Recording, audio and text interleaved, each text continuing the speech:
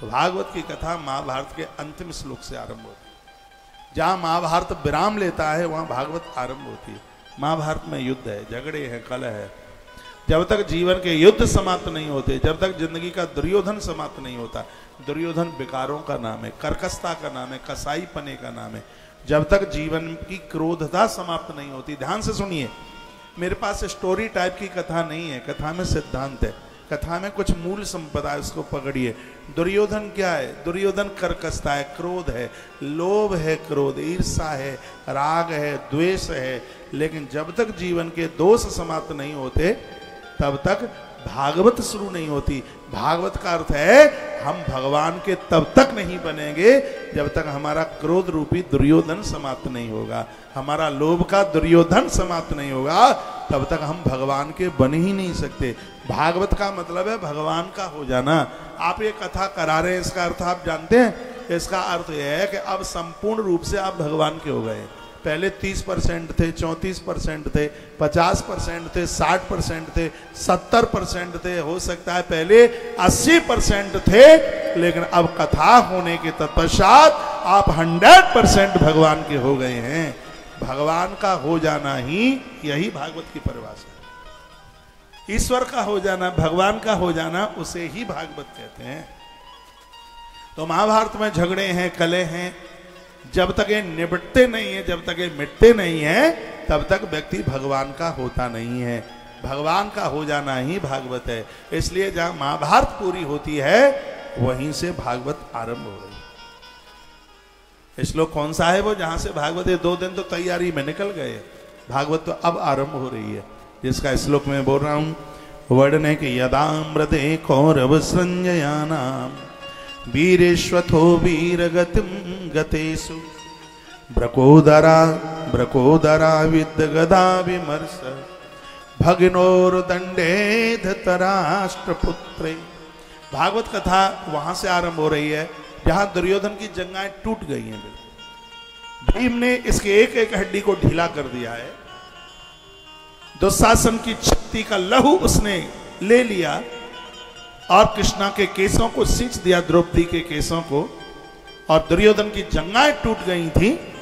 उस समय अश्वत्थामा जो द्रोणाचार्य का पुत्र है, और वह वहां चल करके आया और आकर के कहने लगा, भैया ये मेरी प्रतिज्ञा है, कल प्रातः का सूर्य मैं पांडवों को देखने नहीं दूंगा, कल सुबह बाद में होगा उससे मैं पांडवों को मार डालूंगा, बदला मैं लूंगा। ऐसा अश्वत्थामा ऐसा बोला और हाथ में कृपाण तलवार लेकर और वो पांडवों को मारने के लिए चल पड़ा। पांडव एक ही साथ सो रहे थे, इतना प्रेम था पांडवों में। सोते हैं संग संग, जन्म लेते हैं संग संग, भोजन करते हैं संग संग, और ऊपर की यात्रा भी इनकी हुई है संग संग। इतना इनमें स्नेह है, इतना प्रेम है। पंक्तिबद्ध सो रहे थे। अश्वत्थामा जा रहा है उनको मारने के लिए, लेकिन जाको राखे साइया मार सके ना कोई, बालन बांका कर सके चाहे जग बैरी होए। मारने वाला है भगवान तो बचाने वाला है भगवान। जिसने कसम खाई है बचाने की, उसको दुनिया में कौन मार सकता है? कौन उसको समाप्त कर देगा? किसी की ताकत नहीं है। आधी रात्रि को कृष्ण खड़े हो गए, जैसे कृष्ण खड़े हुए तो पांडव खड़े हो गए और कहा, प्रभु अभी तक आप सोए नहीं हैं? भगवान ने कहा, मुझे नींद आती है। आप जैसे भक्तों ने अपना सब कुछ मेरे लिए समर्पित कर दिया है, मैं उनके लिए दिन रात जागता रहता हूँ। देखो क्या अद्भुत कथा है। मैं उनके लिए दिन रात जागता रहता हूँ, मैं उनके लिए बेचैन हो जाता हूँ, मैं सोता नहीं हूँ। हर क्षण और हर पल उनकी सुरक्षा में, उनकी रक्षा में खड़ा रहता हूँ। भगवान बोले, ऐसे परमात्मा को छोड़कर जो इधर उधर भटक गए हैं, भैया वो तो बिना सींग और बिना पूंछ वाले पशु। भगवान ने कहा, यहाँ नींद नहीं आती, आज गंगा के किनारे सोएंगे। पांडव चल पड़े, परम आज्ञाकारी है। बच्चों को कहा चलो, तो बच्चों ने कहा आप सोने क्यों नहीं देते? सुबह की नींद बच्चों को बड़ी बढ़िया लगती है, इसलिए तो उनका नाम शिशु है। शिशु की परिभाषा क्या? जो ज्यादा सोए उसे शिशु कहते। छोटे छोटे बच्चे मैया का दूध पिया नहीं तो झूले में 10-10 घंटे वो सोते रहते हैं उसमें। इनका नाम ही शिशु इसलिए है। संस्कृत में कहते हैं सा सेयते यशसा शिशु, जो ज्यादा सोता है इसलिए उसको शिशु कहते हैं। तो जवानी में तो शादी विवाह हो जाए तो सबसे पहले तो नींद ही भागती है, नींद आती ही कहाँ है। बच्चे हैं, बच्चों को जगाया जाए, जगते नहीं है, बड़ा मुश्किल होता है। और फिर क्या कहते हैं बच्चे कि पापा 5, 7, 8 दिन के लिए मामा के यहाँ चले जाएं तो ज़्यादा ठीक है, जितने समय के लिए बाहर होंगे उतने समय में फिर हम ज़्यादा सो लेंगे। वो नींद में जगते ही कहाँ हैं। तो बच्चों को जैसे तैसे जगाया, वो खड़े हुए, उन्होंने कहा हम नहीं जाते आपके संग। जहाँ उनके पिता सो रहे थे, पांडव 5 भाइयों के 5 बेटे थे, वो वहीं सो गए।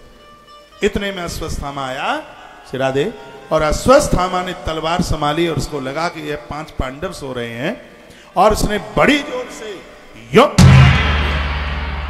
जैसे ही प्रहार किया तो 5 मस्तिष्क अलग हो गए। 5 मस्तिष्क अलग हुए। ये तो कथा भागवत में लिखी है, लेकिन इसका असली भाव देखिए, वो ये है अश्वत्थामा काल है, और ये काल पांडवों के लिए आया था, लेकिन पांडव बच गए। क्यों? क्योंकि भगवान का इशारा पाकर वो गंगा के किनारे चले गए। गंगा का किनारा भक्ति का तट है, और ये बिस्तर क्या है? भोगों के बिस्तर है। जो भोगों के बिस्तरों को छोड़कर भक्ति माता के किनारे पहुंच जाते हैं, वो मौत की मार से हमेशा के लिए बच जाते हैं। संसार में वही मरते हैं जो भोगों के बिस्तरों पर पड़े रहे हैं। तालियां भले ही मत बजाइए, लेकिन जगना शुरू कर दीजिए। जगने का मतलब ये नहीं है कि आप 2:30 बजे नहा लें। जागने का मतलब अपने आप को पहचानिए, मैं कौन हूं। 3 बातें आपके बीच में निवेदन करूंगा। मैं कौन हूं, मैं कहां से आया हूं, और मुझे कहां जाना है। इस बात का जरूर अपने आप में सोचिए। आप सिर्फ बच्चों की मम्मी और बच्चों के पापा बन के रह गए, इसके अलावा और कोई रिश्ता पता ही नहीं है। गीता कहती है ममई वांसो जीव लोके जीव भूता सनातन। हम उस अंशी के एक अंश हैं। जैसे पानी को कहीं से छोड़िए, आज कथा सुन के आप जाएं तो अपने बाथरूम में नल खोलना, उसका पानी नीचे ही गिरेगा। ये नीचे क्यों गिरता है? आप कहोगे उस नलकी का मुंह नीचे है इसलिए नीचे गिर रहा है। तो आप बाथरूम के नल का मुंह ऊपर भी कर देना तो भी पानी नीचे ही गिरेगा। वो नीचे क्यों गिरता है? इसलिए क्योंकि नल के पानी को पता है कि जहां से मैं बिछुड़ा हूं वो समुद्र ऊपर नहीं, वो सागर नीचे है। जैसे नल का पानी अर्थात सागर से मिलना चाहता है, हम और आप नल के पानी की तरह है, परमात्मा महासागर की तरह है। जैसे नल का पानी समुद्र से मिलना चाहता है, उसी प्रकार से हमें और आपको भगवान से मिलने के लिए निकल जाना चाहिए, तभी संसार में सुरक्षित रह सकते।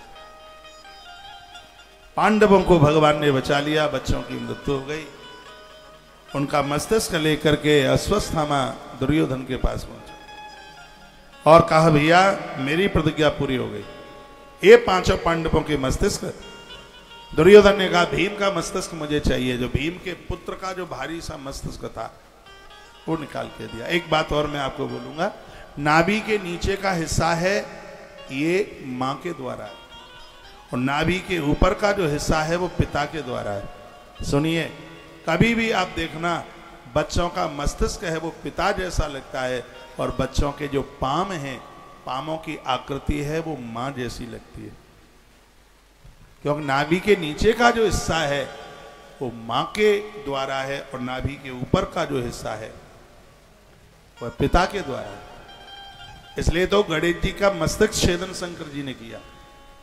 मस्तक छेदन, पामों के ऊपर प्रहार नहीं, क्योंकि पाम के ऊपर अधिकार मां का है, मस्तिष्क के ऊपर अधिकार पिता का है। जब कर्ण की मृत्यु हुई तो मैया बहुत रोई कुंती। युधिष्ठिर ने पूछा मां रो क्यों रही है? कहा बेटा ये दुश्मन नहीं था, ये तुम्हारा बड़ा भाई था। युधिष्ठिर ने कहा मां जब जब मैं इसकी तरफ देखता पाम की तरफ, तब मुझे ऐसा ही लगता था कि मेरी मां कुंती जैसे इसके चरण है, कुंती जैसे इसके पाम है। ये बात मैं इसलिए कह रहा हूं, पिता लोग ध्यान देंगे तो बच्चे विद्वान हो जाएंगे, और माताएं ध्यान देंगी तो बच्चे चरित्रमान हो जाएंगे। यदि बच्चों के पास चरित्र नहीं है तो माँ का दोष है, और बच्चे बिना पढ़ाई के रह गए तो इसमें पिता का दोष है। पिता के देख रेख में बच्चे विद्वान होते हैं। बच्चे आपके बाहर जाते हैं पढ़ने के लिए, क्या पढ़ाई कर रहे हैं ये आपको देखना होगा। बच्चों की मित्रता किसके साथ में आपको देखना। एक बार जयकारा लगाइए, बोलो भक्त वत्सल भगवान की जय हो, श्री हनुमान जी महाराज की जय हो, आज के आनंद की जय हो। जय जय श्री राधे, जय जय श्री राधे, श्री राधेश्याम। तो जो 5 बच्चे थे उनका मस्तिष्क बिल्कुल अपने पिता से मिलता था। भीम का बेटा था, बिल्कुल भीम ही जैसा था। तो भीम का मस्तिष्क निकाल के दिया, जैसे ही दुर्योधन के हाथ में दिया तो दुर्योधन समझ गया ये तो पांडवों के बच्चों की हत्या हो गई। वो रो पड़ा और कहने लगा, ए अस्वस्थामा, यदि तो गुरुपुत्र ना होता तो तेरे टुकड़े टुकड़े मैं कर देता। मेरी दुश्मनी इन बच्चों से नहीं थी और तूने ये बहुत बुरा किया। और उसी समय दुर्योधन ने अपने प्राण छोड़ दिए। भगवान ने दुर्योधन को हटाने के लिए लीला कर दी, क्योंकि दुर्योधन को दुर्वासा का वरदान मिला था, जब तक सुख और दुख दोनों एक तराजू में नहीं तुलेंगे तब तक तेरी मृत्यु नहीं होगी। पांडवों की मृत्यु हुई है, इसको सुख हुआ था, बाद में पता चला नहीं उनके बच्चे मारे गए तो दुख हुआ। सुख दुख दोनों एक तराजू में तुले, उसी समय दुर्योधन समाप्त हो गया। ईश्वर की लीला बड़ी अद्भुत है। इस युद्ध में बहुत लोग ऐसे थे जिनको हटाना बहुत मुश्किल था। उनमें से एक नाम आता है पितामह भीष्म का, उनमें एक आता है नाम गुरु द्रोणाचार्य का। और मैं निवेदन करूंगा, ये विजय पांडवों की नहीं थी, ये विजय भगवान श्री कृष्ण की विजय थी। इसलिए आज मैं सूरजपुर की इस पवित्र व्यासपीठ से बोलूंगा, एक भी घर ऐसा ना हो जिसके घर में कृष्ण की पूजा ना हो। अभी ये भगवान आए, गोपाल जी आए, तो मैं बोल रहा था कृष्ण को एक बार प्रणाम करने से 10 यज्ञ करने का फल प्राप्त होता है। ऐसा भागवत जी में ऐसा वर्णन है, और भी पुराणों में वर्णन है। कृष्ण हमारे प्रभु हैं, कृष्ण हमारे भगवान हैं, इनके बिना तो कुछ भी संभव है ही नहीं। इनके और हमारा बड़ा भाग्य है कि हम इनके पुजारी हैं। इनकी अर्चना, इनकी वंदना, इनकी पूजा में हमारा मन लगता है। एक छोटी सी कथा महाभारत की मैं आपके बीच में परोस रहा हूं। महाभारत के युद्ध की पूरी तैयारियां हो गई थी, कल से युद्ध होने वाला था। एक रात पहले की बात थी, सब अपने अपने डेरों में बैठे हुए थे, लेकिन सन्नाटा छाया था पांडवों के शिविर में। इसलिए सन्नाटा छाया था कि उसके पास 11 अक्षौणी सेना थी दुर्योधन के पास, और इनके पास 7 अक्षौणी सेनाएं थी। उनके पास पितामह भीष्म थे जो युद्ध के सेनापति थे, उनके पास कुलगुरु कृपाचार्य, उनके पास गुरु द्रोणाचार्य थे, उनके पास दानवीर कर्ण भी था। और इधर ऐसा कुछ दिखाई नहीं दे रहा था, तो खेमे में सन्नाटा छाया हुआ था, सबके चेहरे मुरझाए हुए थे, लोग बड़े परेशान थे। राजा द्रुपद के बेटे को धृष्टद्युम्न को सेनापति बनाया गया, और यही विचार किया जा रहा था कि इस युद्ध को कैसे जीता जाएगा। इतने में भगवान श्री कृष्ण आ गए। जैसे कृष्ण आए, सबने खड़े होकर आदर मान सम्मान किया, बैठने को जगह दी, और यही कहा जा रहा था कि कैसे युद्ध जीता जाएगा। उधर पितामह भीष्म हैं, गुरुजी द्रोणाचार्य हैं, कुलगुरु कृपाचार्य हैं, इस युद्ध को कैसे जीता जा सकता है, और हमें लगता है कि हमारी पराजय न हो जाए। ये सब बोल रहे थे, सन्नाटा छा रहा था, कृष्ण मौन थे, गोविंद अभी कुछ बोले नहीं। इतने में युधिष्ठिर का अनुज सबसे छोटा भाई है, जिसका नाम है सहदेव। बात को सुनिए, और ये बात बहुत काम में आएगी। सहदेव खड़े हुए, तुम दोनों कैमरे वाले मुझे श्रोताओं को देखने नहीं दे रहे हो, लट की तरह खड़े, इधर उधर चलते रहिए, कभी इधर कभी उधर, इनकी शक्ल दिखे। तो मैं निवेदन कर रहा था, सहदेव खड़े हुए, सहदेव, और सहदेव की आंख में आंसू थे। सहदेव ने कहा, आप सब बड़े हैं, मैं तो बिल्कुल छोटा हूं, मुझे अधिकार नहीं है, यदि आपकी अनुमति हो तो एक छोटी सी बात मैं आपके बीच में रखूं। भीम ने कहा, हाँ सहदेव बोलना, क्या बोलता है। सहदेव ने कहा, मुझे ऐसा लग रहा है कि इस युद्ध में विजय हमारी होगी। कहा, अर्जुन ने चला आया विजय वाला, तू जानता है ये युद्ध कितना बड़ा है। उधर गुरुजी हैं, कृपाचार्य हैं, द्रोणाचार्य हैं, पितामह भीष्म हैं, और वो सूतपुत्र कर्ण भी तो है, कैसे विजय होगी। सहदेव रो पड़े। सहदेव ने कहा, बड़े भैया, मझले भैया, मुझे लग रहा है कि इस युद्ध में विजय हमारी होगी, इसलिए क्योंकि उनके पास बहुत योद्धा हैं, लेकिन उनके पास एक वो नहीं है जो हमारे पास है। युधिष्ठिर ने पूछा, वो कौन है जो उनके पास नहीं हमारे पास है। सहदेव ने कहा, बड़े भैया, वो द्वारका के कृष्ण हैं जो हमारे पास हैं, वो भैया दुर्योधन के पास में नहीं है। विजय वहीं होगी जहां पर कृष्ण, गीता यहीं तो विश्राम लेती है। गीता का अंतिम श्लोक सहदेव के वाक्य से व्यास ने लिखा है। गीता पढ़ा करें आप। यत्र योगेश्वरः कृष्ण यत्र पार्थो धनुधर तत्र श्री विजयोर्भूति ध्रुवा नीतिर्मत्र मम। ये धरती का कोई भी व्यक्ति अर्जुन जिस समय कृष्ण को अपने पक्ष में ले लेगा उसको अपनी जिंदगी के रथ में बिठा लेगा, संसार के महाभारत में उसको कोई पराजित नहीं कर पाएगा, उसको विजय उसके पास में होगी। इसलिए आप सबको मेरा निवेदन है, आप कृष्ण के अनुयायी बनिए। आप सबको मानते हैं, दुर्गा माँ को मानते हैं, हम भी तो मानते हैं। आप मुझसे मिलने को आते हैं, बड़ा सुंदर सा मंदिर बना हुआ है, उसमें सब देवता हैं, सबकी हम पूजा 4-4 घंटे करते हैं। तो इसका मतलब ये नहीं है कि हम अपने इष्ट को भूल गए। जीवन में एक इष्ट होना चाहिए, जो भी आपको बढ़िया लगे उसे। जीवन में जिस प्रकार से हम बहुत देवताओं को पूजते हैं, उसी प्रकार से जिंदगी में बहुत संतों का आदर कीजिए, मान सम्मान कीजिए। भले ये गुरुजी से आपने दीक्षा ली, और दीक्षा का असली तो भाव यह है कि आपके नगर में जितने महात्मा महापुरुष साहब हैं उनको सुनने के लिए जाइए। साधु तो हुई ना कार्यहानि, महापुरुषों से घाटा होता ही कहाँ है। उनके पास जाओगे जरूर, उनके पास से आपको कुछ न कुछ मिलेगा। जब भी कोई संत गुरुजन महापुरुष आपके यहाँ आते हैं तो अड़ोसी पड़ोसी आपके जितने हिती रिश्तेदार हैं सबको सूचना दीजिएगा, सबको बोलिए ऐसे ऐसे हमारे यहाँ हमारे महाराज आ रहे हैं, हमारे गुरुदेव आ रहे हैं, और आप जरूर पधारिएगा, क्योंकि तीर्थ करने से तीर्थ कराने का फल बहुत ज़्यादा। जिस प्रकार से हमारी परंपरा में बहुत से देवताओं को पूजा जाता है, उसी प्रकार से हमारी परंपरा में संपूर्ण महात्माओं को आदर दिया जाता है। भले ही गुरु के प्रति आपकी कितनी भी श्रद्धा हो, फिर भी किसी दूसरे महापुरुष का अपमान मत कर देना, किसी के लिए खोटे शब्द मत बोल देना। आइए मैं प्रसंग को आगे के लिए बढ़ा रहा हूं, क्योंकि आज की कथा बहुत लंबी है। कल कृष्ण जन्म है, नंद के आनंद भयो, जय कन्हैया लाल की कथा बड़ी अद्भुत है। कल कथा तो आज की भी बड़ी हल्ला बोले, अभी तो शुरुआत है, अभी आप बैठे हैं, इंतजार करते रहिए। 7 बजे के प्लस तक 7:30 तक कथा चलेगी, और इस भागवत में बड़े बड़े अद्भुत जो प्रसंग हैं, बहुत आनंद देने वाले ये प्रसंग हैं। और समय चलता रहा, और ये हुआ कि अश्वस्थामा 5 मस्तक काट के लाया। माता शिशुनाम निधनम सुतानाम निशम घोरम प्रतप्यमाना। द्रौपदी माता ने अपने मरे हुए 5 बच्चों को देखा। उस नारी के ऊपर क्या बीती होगी। लोग तो कह देते हैं कि द्रौपदी ने युद्ध करा दिया। महाभारत के पात्रों में द्रौपदी जैसी नारी होना बड़ा मुश्किल।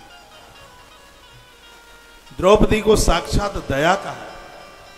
द्रौपदी का जितना अपमान हुआ शायद आज के युग में कोई नारी सहन कर लेती, लगता नहीं है।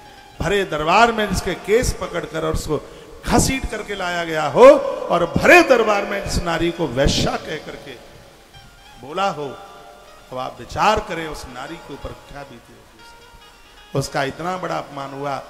द्रौपदी दया है, और मैं कहूंगा संसार के युद्ध में वही लोग विजयी होंगे जिनके पास में 5 चीजें होंगी। इन 5 को अपने आप से अलग मत करना। अर्जुन को विजय इस युद्ध में मिली, तो अर्जुन के पास 5 चीजें, और यह भागवत का सार है। आप जितने भी मुझे सुन पा रहे हैं, चाहे स्थानीय परिसर में बैठकर पंडाल में, और चाहे आप टीवी के माध्यम से आप सुन रहे हैं, मेरे और आप सबके पास माइक खोलिए भाई, ये 5 का होना बहुत ज्यादा जरूरी है। वो 5 क्या है? नंबर 1 धर्म, नंबर 2 आत्मबल, नंबर 3 पवित्र मन, नंबर 3 उदार मन, नंबर 4 पवित्र बुद्धि, और नंबर 5 दया। ये 5 जिसके पास होंगे संसार उसको पराजित कर ही नहीं सकता। सबसे पहले धर्म होना चाहिए। धर्म अर्जुन के पास में युधिष्ठिर क्या है? युधिष्ठिर धर्म है। युधिष्ठिर क्या है? यदि अर्जुन के पास युधिष्ठिर ना होते तो ऐसे युद्ध को जीतने की कल्पना भी नहीं की जा सकती, क्योंकि जिंदगी में धर्म का होना बहुत ज्यादा जरूरी है। धर्मो रक्षित रक्षिता राधे, हम धर्म की रक्षा करेंगे तभी तो वो धर्म हमारी रक्षा करता है। जो धर्म की गद्दी पर बैठे होंगे, अरे भैया दुनिया की तो बात छोड़िए, उसको परमात्मा भी नहीं उसको मार सकता। इसलिए अपनी धर्म की गद्दी को संभाल के रखिए। मैं बहनों माताओं के बीच में भी बोलूंगा, पुरुषों के बीच में भी निवेदन कर रहा हूं, हमारे जीवन में धर्म से बढ़कर के कुछ भी नहीं है। हर स्त्री पुरुष को, बच्चों को, बड़ों को, बूढ़ों को अपना धर्म पहचानना चाहिए। धर्म क्या है? जिसे धारण किया जा सकता है वही धर्म है। जिसमें हिंसा नहीं है वही धर्म है। जिसमें जीने में जिसमें सकून मिलता है वही धर्म है। और जिसमें धैर्य है वही धर्म। आप इधर देखिए, जो धर्म की गद्दी पर बैठा होगा उसे ईश्वर भी नहीं मार सकता, और जो धर्म की गद्दी से नीचे उतर के आ गया है उसे भगवान भी नहीं बचा सकता।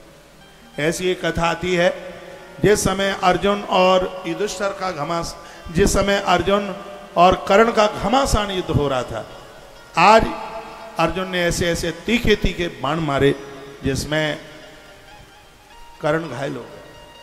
एक बाण मारा कर्ण को निहत्था कर दिया गया, फिर एक बाण मारा कि कर्ण के रथ के पहिए जमीन में जाकर के धंस गए, और उस समय कर्ण रथ से नीचे उतर के आया और वो अपने रथ के पहियों को नीचे से जो गड़ गए थे उनको उखाड़ने लगा। तब भगवान श्री कृष्ण ने कहा, अर्जुन मार इसको, आज के युद्ध से जिंदा ना निकल जाए, मार इसको।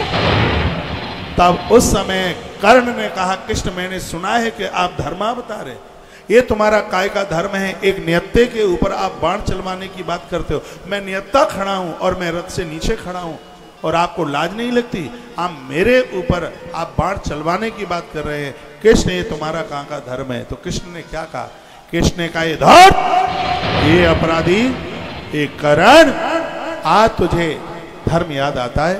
उस समय तुझे धर्म याद नहीं था क्या? जिस समय तुम 7 कायरों ने एक वीर अभिमन्यु के ऊपर प्रहार किया, क्या उस समय तुझे धर्म याद नहीं था? क्या उस समय तुझे धर्म याद नहीं था? जिस समय भीम को जहर के लड्डू खिलाकर उसको नदी में बहा दिया गया, क्या उस समय तुझे धर्म याद नहीं था? अर्जुन, क्या उस समय तुझे धर्म याद नहीं था? उस जुआ घर में द्रौपदी को वैश्या कहने वाले एक कर्ण तो ही था, क्या उस समय तुझे धर्म याद नहीं था? अर्जुन मार इसको।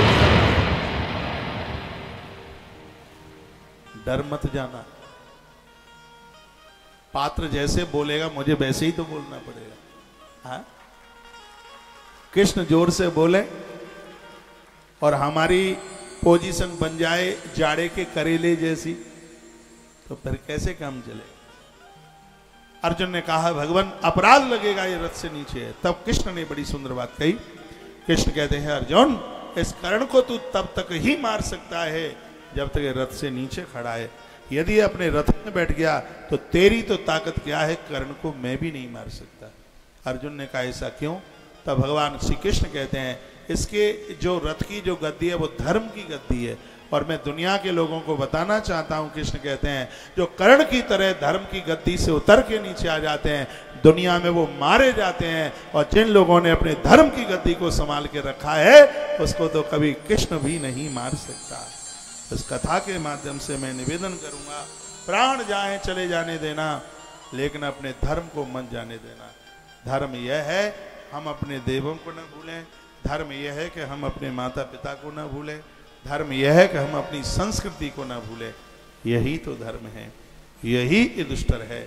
जिनके पास ये युधिष्ठिर होगा उनका दुर्योधन परास्त हो गया होगा हमेशा हमेशा के लिए। ऐसी इस अद्भुत कथा का वर्णन किया गया है, और तत्पश्चात पांडवों के स्वर्गारोहण की कथा आंख में आंसू भर देती है। उसके तत्पश्चात श्री परीक्षित के जन्म की कथा हुई है।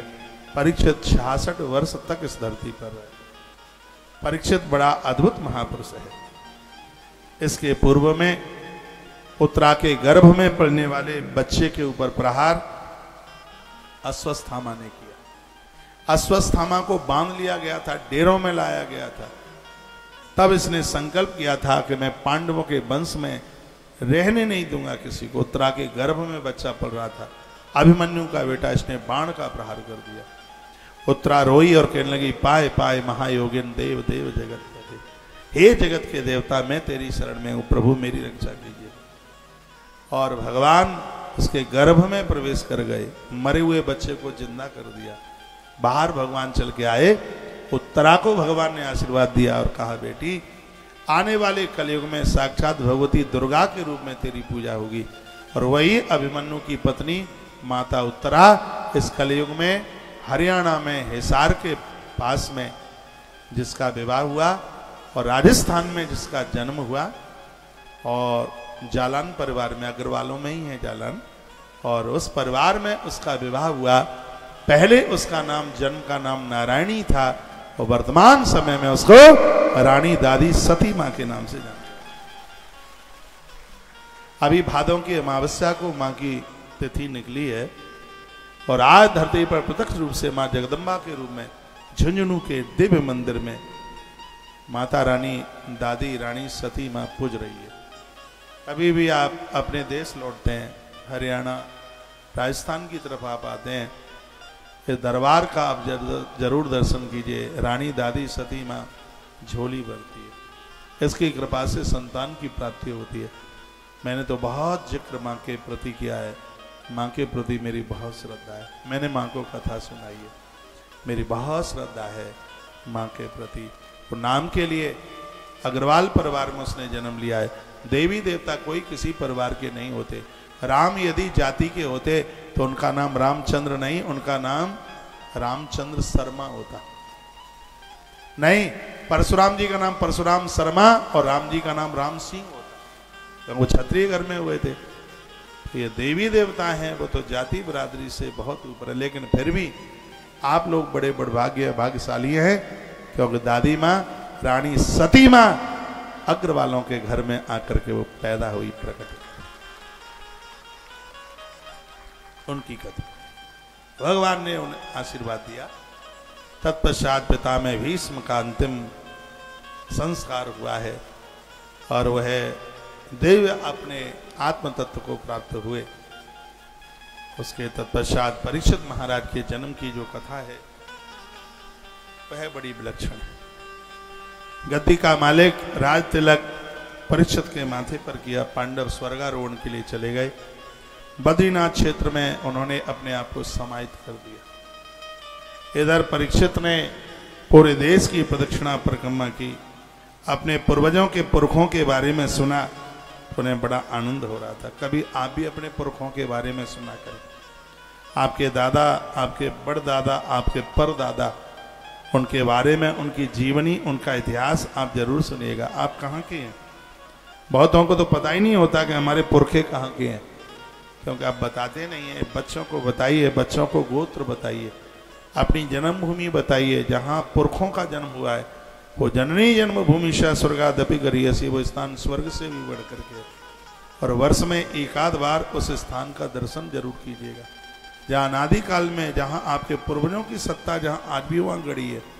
और मैंने बहुत बार निवेदन किया है, कितने भी पैसे का अभाव हो जाए, जो हमारे पूर्वजों के द्वारा तुम्हें मकान मिला है, पूर्वजों के द्वारा कोई जो चीज़ मिली है, वो विक्रय के लिए नहीं है, वो तो हमेशा हमेशा के लिए जीवंत होनी चाहिए। और मैं आपकी झूठी बड़ाई नहीं कर रहा हूँ, आप लोगों में ये एक बड़ी विशेषता है। अपने गांव में, अपने शहर में, एक छोटे से कस्बे में आप उस मकान को छोड़ के आ गए हैं, अपनी जमीन जायदाद छोड़ करके आ गए हैं। और याद रखना, वहाँ के कुलदेव कुलदेवियाँ आपके उत्कर्ष में लगी हुई हैं। कभी बच्चों के बाल उतरवाने हैं, कभी बच्चों की शादी का समय आता है, तो अपने देश जरूर जाइए। जहाँ आप रह रहे हैं तो परदेश है, जहाँ आप रह रहे हैं ये तो परदेश है। देश तो हर सोला है। कैथल के पास में, मैंने बहुत कहा, मैं कैथल के पास चीका जाता हूँ। मैंने बहुत भ्रमण किया है, मैंने हरियाणा में बहुत कथाएं करी। अभी मैं कुछ महीनों पहले उसी इलाके में था, यमुनानगर की तरफ था। कैथल से मैं चीका पहुँचता हूँ, वहाँ से पंजाब का बॉर्डर लग जाता है।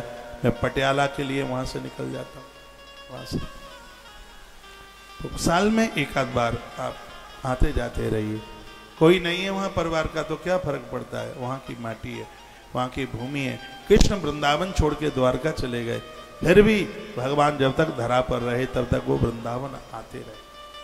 चलो ठीक है, युवा बच्चे ना जा पाए, जो घर की जिम्मेवारियों से जो पूरे हो गए हैं दादा लोग, वो तो जा ही सकते। एक बार जयकरा लगाइए, बोलो भक्त वत्सल भगवान की, श्री हनुमान जी महाराज की जय हो। परीक्षित राजा भ्रमण के लिए निकले और जहां जहां उन्होंने अपने पुरखों का नाम सुना, वो बड़े आनंदित मग्न हो रहे थे। आगे चले तो उन्होंने क्या देखा, एक गाय और एक बैल, ये दोनों किसी मलक्ष व्यक्ति के हाथों से पिट रहे थे। परीक्षित राजा की आंख में आंसू आ गए और शीघ्र ही वहां पहुंचे और वह पूछने लगे कौन हो तुम? धर्म पदई केन सुरक्षण छावाम उपलब्ध गाम। जो कि वृषभ है वो एक पाम के ऊपर खड़ा हुआ था और वहीं परीक्षित राजा पहुंचे और उन्होंने वहां पूछा कि आप कौन हैं, अपना परिचय बताइए। तो उन्होंने रो रो करके कह दिया, राजन मैं धर्म हूं और ये धरती है। जब से आपके पुरखे गए हैं तब से कलयुग हमें बहुत परेशान कर रहा है। राजन रक्ष माम पाए माम। राजा ने कलयुग को मारने के लिए अपना धनुष बाण उठाया, उसी समय कलयुग राजा परीक्षित के चरणों में गिर पड़ा और कहने लगा, राजन मारिए मत, हमें रहने के लिए जगह दे दीजिए। एक कथा ठीक से सुन लीजिए। परीक्षित राजा को लगा कि सड़ में जो आया हुआ है उसको मारेंगे तो अपराध लगेगा, इसलिए उसको 4 जगह दे दी। कलयुग को कहा, इन 4 जगह पर तू रहना। कौन कौन सी 4 जगह? धूतम पानम श्रिया सूना यत्र अधर्म चतुर्वेदा। सबसे पहले कहा जहां जुआ होता है उस जगह पर तेरा वास हो, जहां लोग जुआ खेले वहां तेरा स्थान हो। धूतम पानम, जहां लोग नशा करें। मैं बहुत आग्रह पूर्वक निवेदन करूंगा, इस गलती से हमेशा बचने की कोशिश करना। पद्म पुराण में वर्णन है कि जिसके घर में लोग शराब पीते हैं उनके पुरखे खून के आंसुओं से रो। ये दुर्गुण नहीं, ये पाप नहीं, सिरादे ये पाप नहीं, ये पाप का बाप है। ये गलती मत कर बैठना बिल्कुल भी।